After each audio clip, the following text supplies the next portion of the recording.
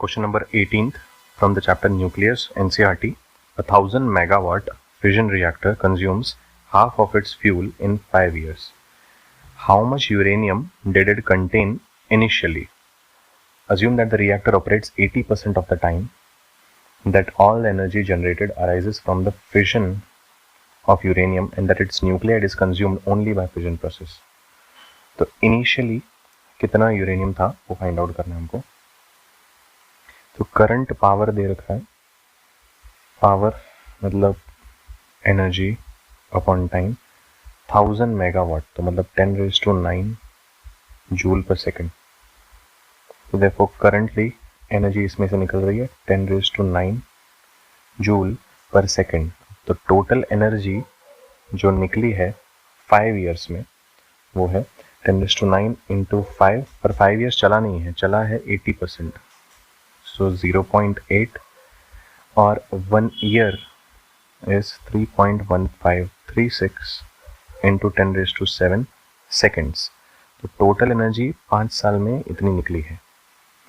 तो ये होता है 5 into 0.8 into 3.1536, 12.6144 into 10⁻16 joule. So this is 1.26144 into 10⁻16 joule. इतनी एनर्जी निकली है. So इतनी एनर्जी इसके 5 ईयर टाइम पीरियड में निकली है. So एक्चुअली चला वो 4 ईयर्स ही है. 80% of 5 years, so that is 4 years. अभी पर fission energy released from a single fission is 200 mega electron volt, और ये टोटल एनर्जी है. तो इसमें से हमको नंबर ऑफ न्यूक्लियस मिल जाएगा. So number of nucleus is total energy per energy released from a single fission. So that is 1.26144 into 10⁻17 हो गया ये, 17 अपॉन 200 मेगा. सो 2 मेगा, ये 100 मतलब 10⁻² 10⁻6, 1.6 इंटू 10⁻⁻19, तो 10⁻² और 6, सो 10⁻8. तो ये मिल जाएगा हमको नंबर ऑफ न्यूक्लियाई. सो ये आता है 0.3942 इंटू 10⁻28. इतने न्यूक्लियाई ब्रेक हुए हैं, तो ये एनर्जी मिली है 5 साल में. अभी इतने न्यूक्लियाई ब्रेक हुए हैं, तो फिर इनिशियली कितने न्यूक्लियस होंगे? इनिशियली इसके डबल होंगे, क्योंकि हाफ लाइफ गुजर चुके हैं. So n0 equals to twice n. So this is 2 into 0.3942, that is 0.7884 into 10⁻28. तो इनिशियली नंबर ऑफ न्यूक्लियस ये है.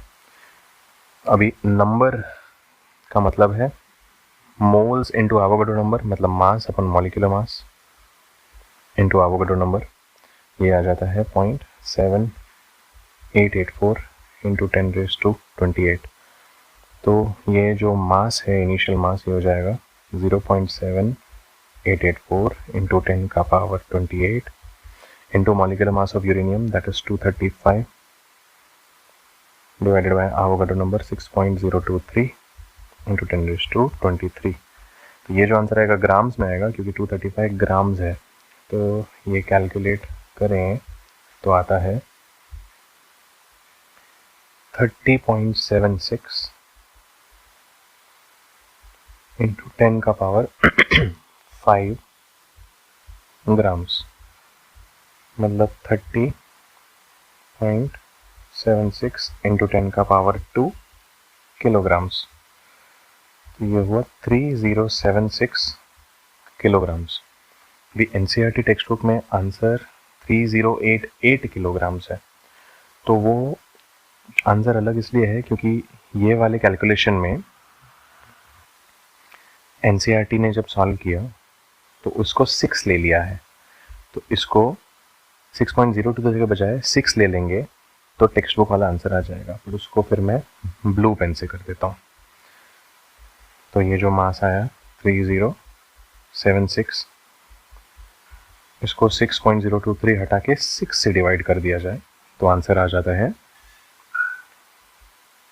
3087.9 किलोग्राम, मतलब 3088 किलोग्राम। तो अगर टेक्स्ट बुक के हिसाब से कर रहे हैं तो ये याद रखना पड़ेगा कि यहाँ पे 6.023 नहीं 6 लिया हुआ है। ठीक है।